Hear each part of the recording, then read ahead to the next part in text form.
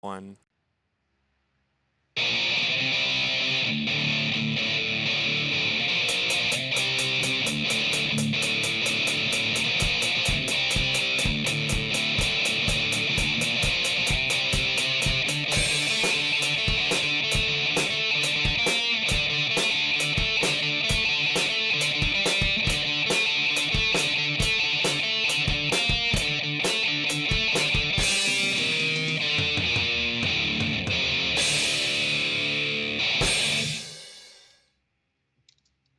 All right, so welcome to the final review of the week. Yeah, this was kind of a short game fest Mm-hmm. in terms of review weeks. Well, this is a rhythm game that doesn't really have an ending. The last one was a really short game, and then the first one was a game that no one could stand to play for very long. And also, you only got the only code for. Right. Anyway, so the game here is Project Rhombus, which is a title I know Galax has been wanting to take down all week. So Okay, it is technically a rhombus, but it's also just a square that's on end. And squares are rhombuses. They're parallelograms with all sides being an equal length. But like, anyway, if now you that can't that be pedantic about geometry, what can you be pedantic about? game design apparently. Sure. Anyway, so you might notice from the footage here, we've got the trailer here, even though this game is actually a free game. That is, yeah, you can go onto Steam and download it and play it right now.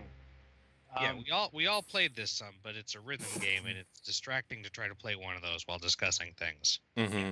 It's like it's a game that requires a certain measure of concentration, even on easy. Plus, Petty Fan is having problems with the arrows. Yeah. That is to say, the blue arrows. Anyway, yeah, those are kind of brain bendy, but also just sort of in general, the game is so a little bit laggy too, so doesn't help. Mm-hmm. Well, before we get into that, so the brass tacks here. This is an Undertale boss battle.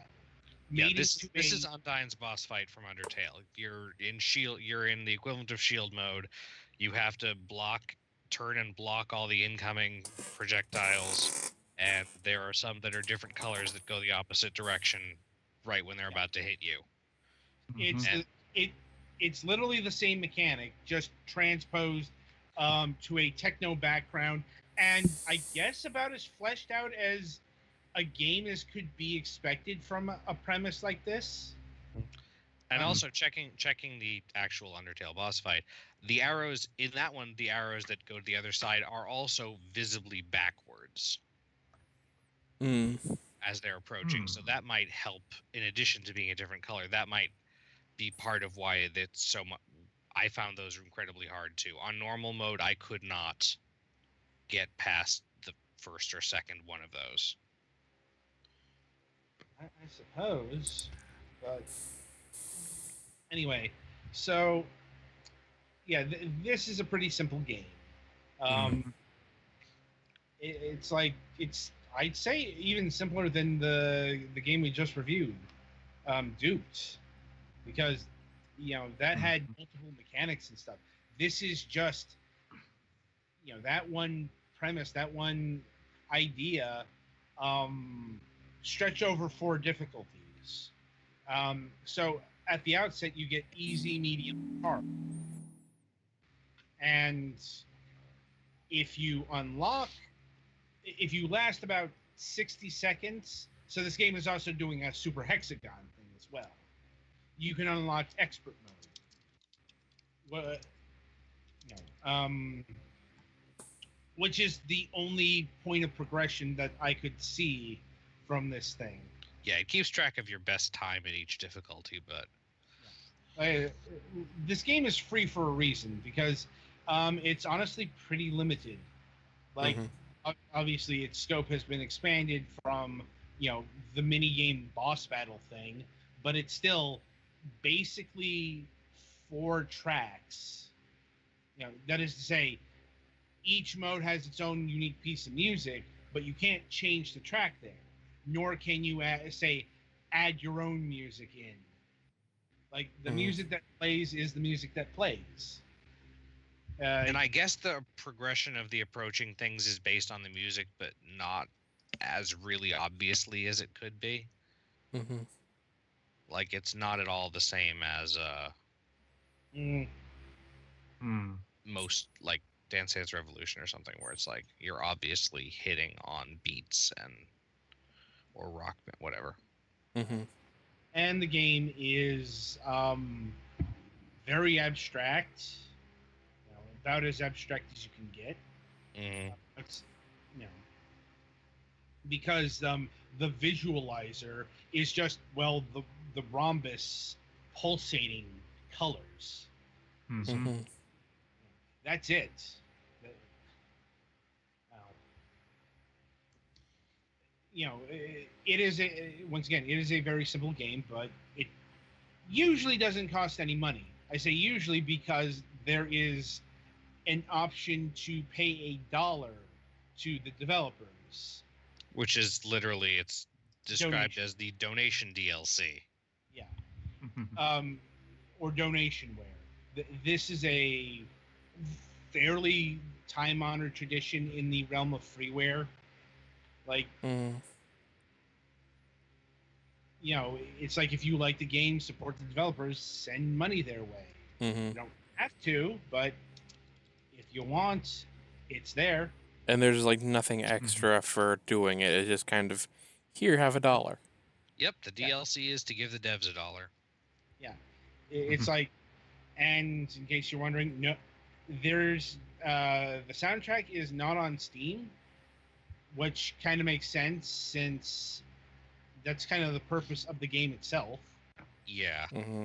Yeah. It's like, Well, and, like, do we know if this is like custom made for the game or is this like royalty free stuff? I don't know. I honestly, music composed by Hiro, I'm not sure how you pronounce that. Hinkook and A Himitsu. Like, so it looks like it was composed for this game. Mm. Not 100% sure on that. Yeah, that can either mean two things, that they just, got some of their music or it was actually made for the game. So it doesn't really matter. Mm-hmm. And it's catchy enough. Though. Asterisk if you're into techno.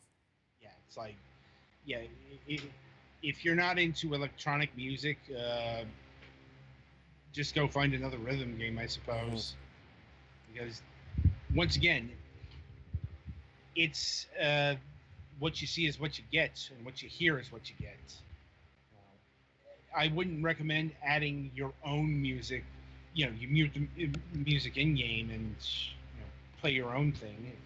That can even be done, like, because the music, the rhythms are tied to the music. Right.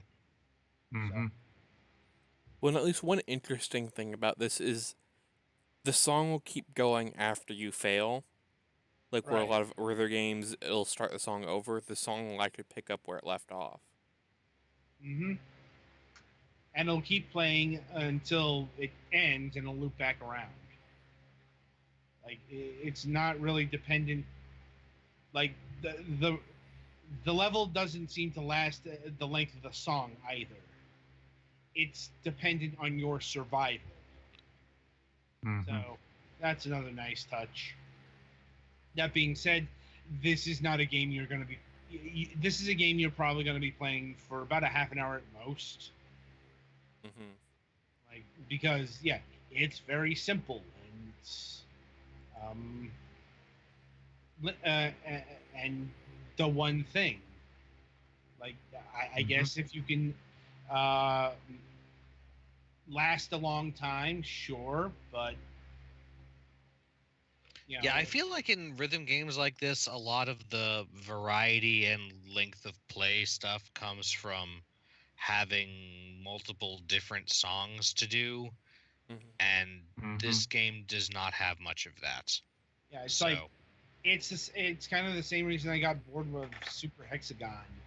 I mean, it's free, so you can't complain, but it's Indeed. also not going to be something that you're going to dedicate a ton of time to, probably.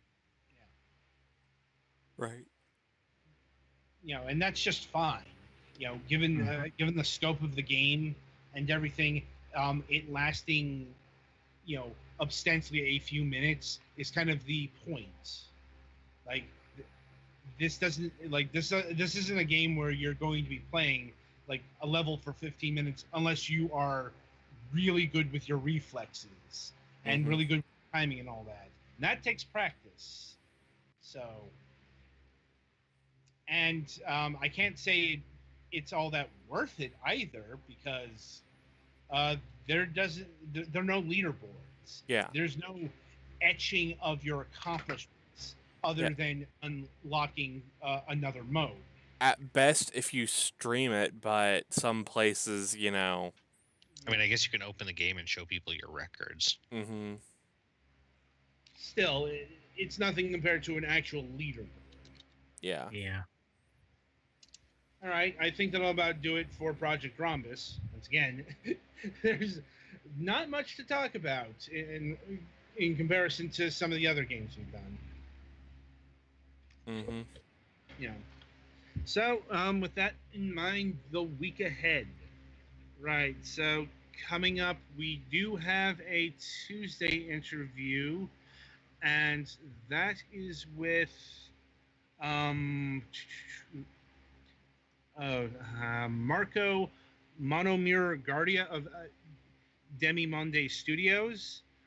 He is the creator of the platformer Octahedron. Petty Fan, did you get the code for that? Petty Fan? Yes, I was getting ready to play the music. Yeah, it's like, not yet, not yet, not yet. I know. Just if I sit here without it, I'll be late. Yeah. Right. Anyway, yeah. So right now that's just a background thing, unless we get more codes. Like, it's fine. We've got like 3 games to review next week. And coming up on the Wednesday show, still up in the air. Still waiting to hear back from the developer. Hopefully in the next couple of days, but we've got our backup plan. And yeah, until Tuesday, I wish you good gaming.